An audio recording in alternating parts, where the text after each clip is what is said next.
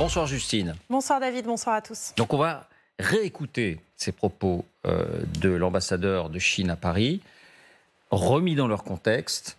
Tout à l'heure, on le fera très longuement. Et on va démêler le vrai du faux avec vous. D'abord, la Crimée. Écoutons Lou Chaillet, c'est le nom donc de l'ambassadeur interviewé par Darius. Précisez bien votre position, parce qu'on a l'impression qu'elle a parfois un peu flotté. D'abord, est-ce que la Crimée, à vos yeux, c'est l'Ukraine? Mais cela dépend. Il y a l'histoire. La Crimée était tout d'abord, tout au début, à la Russie, n'est-ce pas? C'est Khrouchtchev qui a offert la Crimée à l'Ukraine dans l'époque de l'Union soviétique. Alors, c'est le premier point. Donc, la Crimée n'est pas forcément ukrainienne. Historiquement, elle serait plutôt russe. C'est vrai ou c'est faux, Justine? Bien, c'est vrai et c'est faux. C'est faux parce que l'Empire russe ne s'empare de la Crimée qu'à la fin du XVIIIe siècle, en 1783. Catherine II et le prince Potemkin annexent la péninsule et fondent le port de Sébastopol. Auparavant, elle avait été grecque, puis romaine, puis mongole, puis tatare, avant donc de devenir russe il y a 240 ans. Le moment auquel Lou Chaillet fait référence, c'est effectivement en 1954. Nikita Khrouchtchev offre la péninsule à l'Ukraine. Nous avons retrouvé d'ailleurs ce décret que vous allez voir, daté du 19 février 1954, qui acte le transfert. En 1991, lorsque l'URSS éclate, la Crimée reste rattachée à l'Ukraine. Les frontières de l'Ukraine sont alors reconnues par la Russie elle-même, ce qui sera confirmé en 1997 lorsque la Russie reconnaît officiellement la Crimée comme étant une république autonome rattachée à l'Ukraine. Bref, pendant 60 ans, la Crimée reste ukrainienne jusqu'à la révolution pro-européenne de Maïdan en 2014. Et c'est à ce moment-là que la Russie, sentant l'Ukraine lui échapper, annexe la Crimée suite à un référendum. Annexion reconnue par 3 pays seulement en plus de la Russie, le Kyrgyzstan, l'Arménie, la Biélorussie, mais pas la Chine, c'est à noter. Donc historiquement, il peut y avoir débat, mais juridiquement, la Crimée est ukrainienne. La Chine n'a pas reconnu l'annexion de la Crimée par la Russie. C'est un point important. Deuxième affirmation, Justine, les ex-républiques soviétiques n'ont pas de frontières reconnues par le droit international. On a pris un peu l'extrait en longueur. D'où vient cette déclaration? Comment est-ce qu'elle est amenée? À quoi elle se rattache? Écoutez Lou Chaillet, avec son fameux gobelet désormais, ça fait partie aussi de l'interview, vous allez le voir. Donc on a bien pris le moment et son contexte. Écoutez, regardez. Mais pardon, selon le droit international, vous savez bien, c'est l'Ukraine, selon le droit international. Vous pouvez en discuter, le contester, mais c'est l'Ukraine. Sur le droit international, même ces pays ex-Union soviétique, ils n'ont pas le statut, effectif dans le droit international, parce qu'il n'y a pas d'accord international pour concrétiser leur statut d'un pays souverain. Vous avez l'air de dire que l'ordre des frontières tel qu'il est né de la chute de l'Union soviétique, à vos yeux, n'est toujours pas réglé. Mais maintenant, il ne faut pas, chicaner encore sur ce genre de problème. Maintenant, le plus urgent est d'arrêter, réaliser le cessez-le-feu, d'arrêter. La Crimée, il faut quand même se mettre... Si on amputait une partie de la Chine et on disait... Pardon, on chicane. Non, on ne chicane pas. C'est quand même une question très grave du point de vue des Ukrainiens, évidemment. C'est toujours ce que j'ai dit tout à l'heure. Donc il y a des problèmes, des tenants et aboutissants, n'est-ce pas, sur leur conflit, leur problème. Ce n'est pas si simple à dire en un mot. Ouais. Est-ce que si vous avez quelques problèmes, vous pouvez discuter ensemble. Voilà dans quels termes l'ambassadeur de Chine à Paris remet en cause d'une certaine manière la légitimité, la sécurité juridique reconnue internationalement des frontières de ces ex-républiques soviétiques. Et c'est ça qui a suscité évidemment un tollé, parce que les pays baltes, mais au départ il part de l'Ukraine, ex-république soviétique. Mais il y en a 15, comme l'a très bien dit Justine. Donc évidemment, c'est ça qui a provoqué un tollé. Mais on voit dans quelles conditions. Il a l'air un peu d'hésiter aussi. Alors, deux derniers points, et puis je vous donne la parole. D'abord, Lou Chayet, le profil de Lou Chayet. C'est important aussi de le savoir. Il est un diplomate particulier. Il fait partie de ce qu'on appelle les loups combattants. C'est vrai ou c'est faux ? Eh bien, c'est vrai. D'abord, les loups combattants, qu'est-ce que c'est ? Eh bien, c'est un groupe de diplomates chinois considérés comme particulièrement fermes ou agressifs. C'est selon leur objectif, combattre le modèle occidental, riposter et corriger les critiques formulées contre le modèle chinois. Ils sont appelés d'ailleurs loups combattants en référence à un film chinois hostile justement à la puissance occidentale. Oui, Lou Chayet en fait partie et il a déjà été recadré par le Quai d'Orsay. En 2020, pendant la crise du Covid, lorsqu'il avait accusé les soignants des EHPAD, je cite, d'abandonner leur poste du jour au lendemain et de laisser mourir leurs pensionnaires de faim et de maladie, ou en 2021, quand il qualifiait, je cite, de hyène folle un membre de la Fondation pour la recherche stratégique, se disant au passage très honoré d'être qualifié de loup combattant parce qu'il y a tant de hyènes folles qui attaquent la Chine. Voilà, c'est important aussi de l'avoir à l'esprit, le profil de ce diplomate de haut rang, parce que quand on est ambassadeur à Paris, c'est qu'on est un diplomate de haut rang. Dernier point, Lou Chayet est désavoué ce soir par sa hiérarchie, est désavoué par Pékin. C'est vrai ou c'est faux ?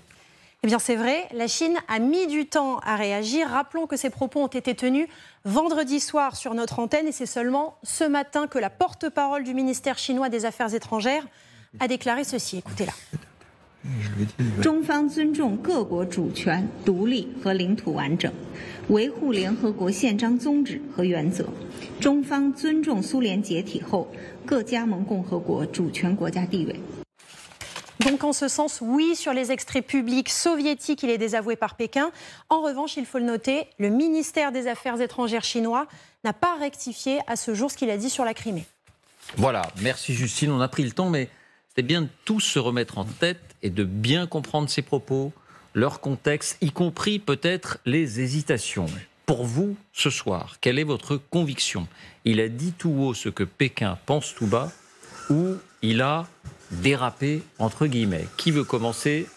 Général ? J'ai suivi de très près l'interview remarquable, comme vous le disiez, de Darius. Et comme il se trouvait que j'étais interviewé le lendemain, j'en ai parlé également le lendemain. Et ma conviction, c'est vraiment que cette interview, ça a été un match de boxe remarquable. Et que l'ambassadeur était KO.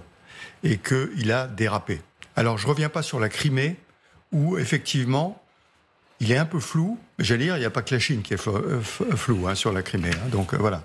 Mais sur le reste, sur les frontières, il a carrément dérapé. Et il a carrément, d'où la réaction du ministère chinois, qui a mis un peu de temps, c'est vrai.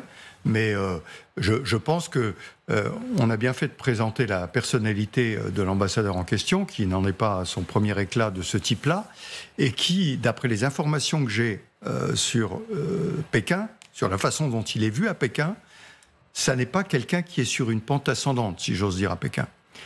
Lors du dernier congrès du parti, tout le monde s'attendait à ce qu'il soit gratifié. Ça n'a pas été le cas. Donc il serait plus proche du placard que de la promotion. C'est mon sentiment. Écoutez, on en a quand même, sous la Chine maoïste, envoyé en camp de rééducation par le travail pour moins que ça.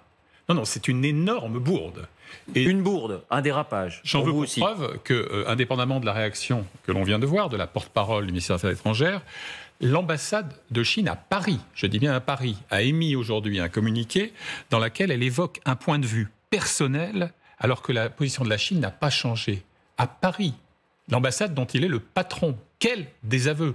Mais non, on assiste là très clairement à un naufrage en rade de Shanghai. Enfin, je veux dire, c'est ce qu'il dit sur les frontières qui ne seraient pas valides est une absurdité de collection. C'est n'importe quoi. Vous savez, la diplomatie, elle a toujours inspiré énormément de citations. Il y en a une que j'aime beaucoup, qui est attribuée à un certain Frederick Steuer, qui disait « Un diplomate, c'est un homme qui réfléchit à 2 fois avant de ne rien dire. Lui, il n'a pas réfléchi du tout, il a beaucoup trop parlé. » Donc, si vous voulez, c'est vraiment un désastre diplomatique pour la Chine. Et alors, par rapport au passé du personnage, c'est pas ça qui va infléchir la course des loups combattants. Vendredi dernier, on en a peu parlé, il y a un nouveau ministre des Affaires étrangères chinois qui a été nommé, un certain Xing Gang. Il était quoi jusque-là? Ambassadeur à Washington. Et c'est l'archétype du loup combattant ou loup guerrier selon les traductions que l'on adopte. Donc ça reste la doctrine diplomatique offensive de Xi Jinping. Et puis un dernier point encore. Mais attendez, parce que vous dites qu'il est nommé ministre des Affaires étrangères, donc il pourrait défendre le même point de vue que... Mais non. Non. On est bien d'accord quand même que c'est une initiative personnelle, une bourde. Voilà, une bourde. Absolument. En tout cas sur les frontières. La Crimée, c'est une autre histoire, encore une fois. L'affaire de l'EHPAD que rappelait Justine, qui lui avait une convocation au Quai d'Orsay, il va finir par connaître l'itinéraire, avait été précédée lorsqu'il était ambassadeur au Canada, donc il était en poste à Ottawa, où il avait critiqué l'arrestation en territoire canadien de la directrice financière de Huawei, qui était impliquée dans une affaire de corruption. Et il avait attribué cela à du suprématisme blanc.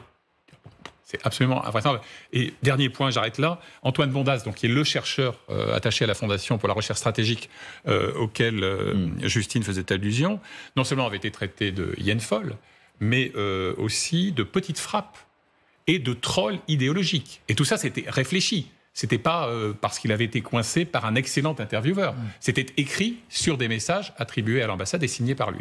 Bon, Valéria, je vois que vous avez un doute sur l'idée d'une bourde et d'une initiative personnelle et strictement personnelle. Je serais un peu plus nuancée. Alors, je connais beaucoup moins bien que vous le personnage. Par contre, je vois ce qui se passe depuis l'annexion de la Crimée. C'est-à-dire qu'il y a une forme de piétinement. On ne reconnaît pas l'annexion, mais on ne la condamne pas non plus. On voit aussi qu'on ne reconnaît pas... C'est important quand même de rappeler que la Chine ne reconnaît pas l'annexion officiellement, russe de la Crimée. Non, mais n'empêche que ça n'a pas été condamné non plus. Les frontières de l'Ukraine ont bougé selon la Russie, parce que Poutine a annexé des nouveaux territoires depuis quelques mois de cela. Et là non plus, il n'y a pas eu de condamnation de la part de la Chine sans qu'il y ait eu de reconnaissance de ces territoires. Quand le conflit a été déclenché par la Russie sur le territoire ukrainien, la Chine a dit c'était un conflit régional, localo-local, et qu'il n'y avait pas besoin que la sphère internationale, et encore moins l'Occident, viennent se mêler de ce conflit, alors que nous l'avons tous condamné en Occident.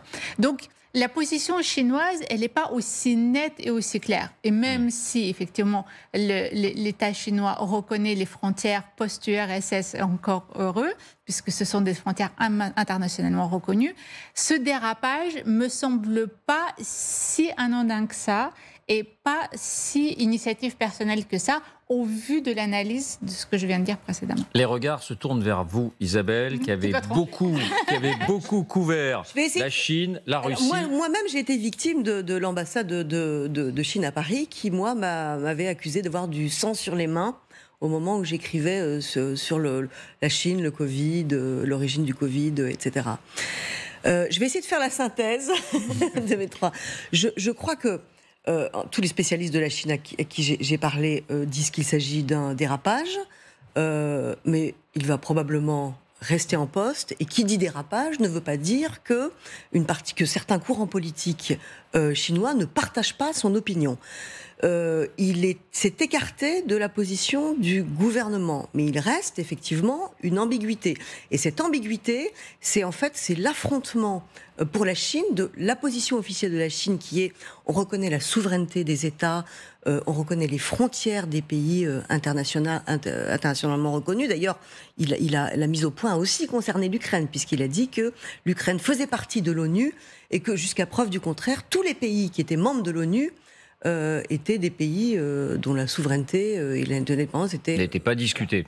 Donc il y a donc il y aurait deux visions, enfin plusieurs visions. Ce ne serait pas un bloc monolithique. Il y a deux choses qui se cognent, c'est-à-dire à la fois cette volonté réaffirmée très fort, qui a nourri d'ailleurs l'opposition aux États-Unis et aux interventions occidentales, donc de soutien à la souveraineté, et en même temps, il y a cette volonté d'affirmer les intérêts de sécurité légitimes de la Chine. Et donc ça, quand on le pousse... Qu'est-ce que vous voulez dire par là ? Les intérêts légitimes de sécurité de la Chine, ça peut être la Chine doit reprendre Taïwan parce que c'est ses intérêts de sécurité légitimes. Donc c'est officiellement sa frontière, donc autrement dit, en déclarant son attachement aux frontières telles qu'elles sont, la Chine indique que Taïwan, et là où ça n'est pas discuté. Et la deuxième chose, en fait, que montre Lu Shai, dont le surnom est d'ailleurs Petit Lu, Petit Lu. C'est que en fait, l'amitié sans limite déclarée entre la Chine et la Russie après l'annexion russe de l'Ukraine s'est transformée en une coopération qui se renforce de mois en mois. Et la Chine et la Russie en fait se retrouvent sur des positions idéologiques. C'est toujours la même histoire, de déconstruire l'ordre international, de diminuer l'influence des États-Unis et des démocraties occidentales. Ils sont pieds et mains liés. Et on retrouve aussi cette volonté de défendre les intérêts de sécurité légitimes de la Russie. Donc c'est une chose qu'ils ont en commun.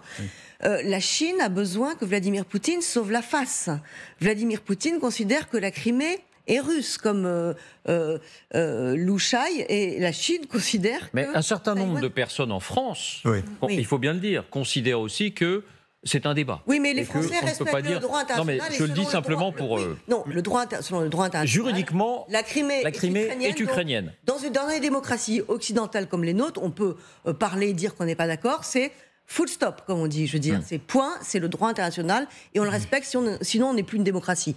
Donc, mais vous voyez, il y a quand même une ambiguïté. Oui. Mais simplement, je voulais vous faire entendre, rapidement, la réaction d'une Russe. Alors, c'est Gerashenko, qui travaille au ministère de la Défense ukrainien, qui a posté cette réaction. Mais c'est vrai que dans l'esprit russe, et là, je reparle de cette question des frontières des ex-républiques soviétiques, dans l'esprit russe, vous vous souvenez que parfois, Vladimir Poutine, quand il est interrogé, considère que la Russie n'a pas de frontières, et bref, qu'elle est légitime d'une certaine manière à occuper tous les espaces qu'elle peut occuper. Eh bien là, c'est quelque chose qu'on retrouve chez les Russes. Regardez cet extrait, c'est ce qu'on appelle un micro-trottoir, comme on dit dans les rues de Moscou, je ne sais même pas si c'est à Moscou d'ailleurs, posté par Gerashenko. Écoutez cette dame. Ребята дорогие, отдайте нам то, что вам подарил Владимир Ильич Ленин. Это же наша территория, исконная, ранешняя, российская. Да, вот надо убрать Польшу, Прибалтику, вот такую, которая нас не уважает, неизвестно за что. Ну, Финляндия, вот сюда мы выйдем. Такое окно будет. А вы верите, что Путин хватит у него сил, да? А это мы должны ему помочь. А как? Так, вот не уклоняться, вот положим, от службы нужной в армии. Voilà, autrement dit, dans l'esprit d'un certain nombre de Russes, rendez-nous ce que Lénine nous a offert. Tous ces États qui sont nés de l'écroulement de l'Union soviétique, eh bien, nous aurions finalement vocation un peu à les récupérer. Cette très chère babouchka devrait viser ses classiques. Parce que les néo-staliniens considèrent que Lénine est le responsable. C'est lui qui a semé le ferment de la déconstruction de l'Empire soviétique par son internationalisme. Donc déjà, première faute de goût. Deuxièmement, dans la suite de son propos, elle milite ouvertement, là, rejouant ce que les plateaux de télévision de la télé d'État nous offrent tous les soirs, la nécessité d'éradiquer la Pologne, les pays baltes, etc., etc. Donc ça va encore beaucoup plus loin que cela. Un tout petit point rapide sur le fait qu'il y a un indice supplémentaire qui milite en faveur du dérapage de Lu Shai. C'est que d'ordinaire, vous savez, la martingale des officiels, c'est de dire ça a été mal interprété, ça a été une lecture malveillante de ses propos, il a été mal compris, ça a été sorti du contexte, vous savez, cette vulgate classique, etc. C'est pour ça qu'on a voulu passer ça en longueur. Là, même pas. Si. Même pas. Non, il parle de surinterprétation, c'est tout. Mais la porte-parole des Affaires étrangères a été extrêmement précautionneuse. Et puis un tout dernier point, et Isabelle y faisait allusion, pour moi il y a un éléphant dans la pièce, et en l'occurrence dans le studio, celui-ci, c'est Taïwan, évidemment. Moi je pense que la pensée et l'expression d'un diplomate de type loup combattant est totalement empoisonnée par l'obsession taïwanaise.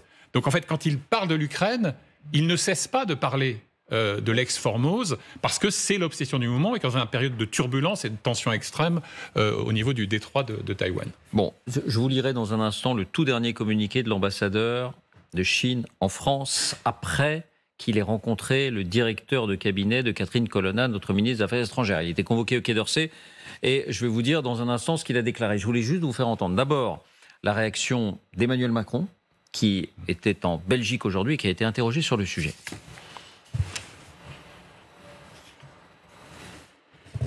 Je crois qu'il y a une clarté de tous les Européens sur ces sujets pour éviter ces propos excessifs. Et il y a une condamnation unanime des pays qui étaient concernés comme de l'ensemble de nos ministères des Affaires étrangères.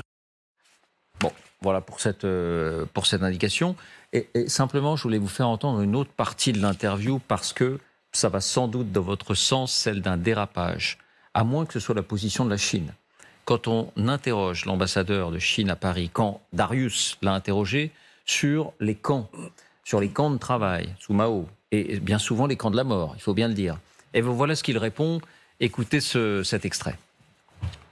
Mao Tse-tung a fait déporter, torturer, assassiner tant de gens, de millions de gens. Est-ce que vous comprenez le sentiment de beaucoup d'Occidentaux que, à l'époque, le général de Gaulle se trompait et qu'aujourd'hui, ceux qui veulent traiter avec la Chine peut-être se trompent aussi? Chaque fois que vous m'interviewez, vous chicanez toujours ces racontards du passé. Vous n'êtes pas honnête. Vous appelez ça de me poser Monsieur l'ambassadeur, vous appelez ça des racontards? C'est ça, des racontards. Les millions de morts causés par Mao Tse-tung, ce sont des racontards. C'est pas juste, c'est pas précis. Oui. C'est-à-dire, qu'est-ce qui n'est pas précis? Est-ce que vous avez fait des études? Qu'est-ce qui n'est pas précis, pardon? Stop. Aujourd'hui, je ne suis pas venu ici pour discuter avec vous ces racontards.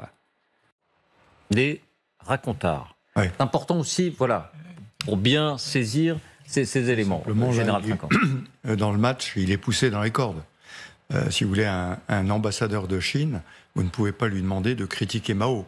En Chine, malgré tout ce qui s'est passé, on ne critique pas Mao. Donc il est poussé dans les cordes et voilà, il est complètement déstabilisé. Valéria. C'est une forme de révisionnisme de l'histoire finalement, parce qu'il nie, en disant racontaire, il nie la posture française ou occidentale, la lecture en tout cas qu'on a de cette période-là. Et ça va rejoindre la vidéo de cette petite dame dans les rues de Russie. Il y a une schizophrénie dans la lecture, et ça a été instauré par Poutine, c'est-à-dire qu'à la fois elle fait appel aux frontières de l'Empire russe de sa grande époque, en passant par les Baltes, les Polonais, la Finlande et co, et à la fois elle a cet ancrage communiste où elle dit on veut tout récupérer parce que Lénine a un petit peu distribué les cartes. Et donc cette double lecture permanente, c'est une révision de l'histoire aussi, et Poutine l'a instauré depuis 1998, et ce lavage de cerveau n'est pas anodin, parce qu'effectivement une partie des Russes veulent que la Russie autocratique de Poutine ressemble au communisme, en tout cas dans l'ordre au communisme, tout en retrouvant ses frontières impériales. Voilà, merci à Baptiste Amossé et à Élodie Salé pour les extraits qu'on a entendus. Dernier point, donc la réaction de Monsieur Louchaillet après son entretien avec le directeur de cabinet de Catherine Colonna, donc au Quai d'Orsay. Eh bien, voilà ce qu'il dit. Nous avons discuté de la mise en œuvre des acquis de la visite du président Macron en Chine et aussi la récente vague médiatique, dit-il. La partie chinoise, ça c'est lui qui le dit, respecte depuis toujours la souveraineté, l'indépendance et l'intégrité territoriale de tous les pays et défend les buts et principes de la Charte des Nations Unies. Voilà ce qu'il indique. Suite à la dissolution de l'Union soviétique, c'est toujours lui qui parle, la Chine a été l'un des premiers pays à établir les relations diplomatiques avec les pays concernés. Autrement dit, il revient clairement sur ce qu'il a dit. Il fait machine arrière. Cela accrédite la thèse du dérapage ou de la bourde dont vous parliez il y a un instant. Et il ajoute, et je voudrais votre sentiment là-dessus, Isabelle, sur la question de l'Ukraine, la Chine est disponible pour continuer à travailler avec la communauté internationale pour apporter sa propre contribution au règlement politique de la crise ukrainienne. Et c'est la question que je voulais vous poser. Emmanuel Macron, si c'est bien une bourde et qu'il a été recadré, est toujours fondé à travailler avec Pékin sur la possibilité d'un règlement de paix ? C'est très compliqué parce que, en fait, on voit bien que ce dérapage, qui quand même ne vient pas de nulle part. Je veux dire, Louchaï a dérapé, mais c'est quand même un ambassadeur très haut placé. Il représente sans doute une partie de certains courants politiques à Pékin.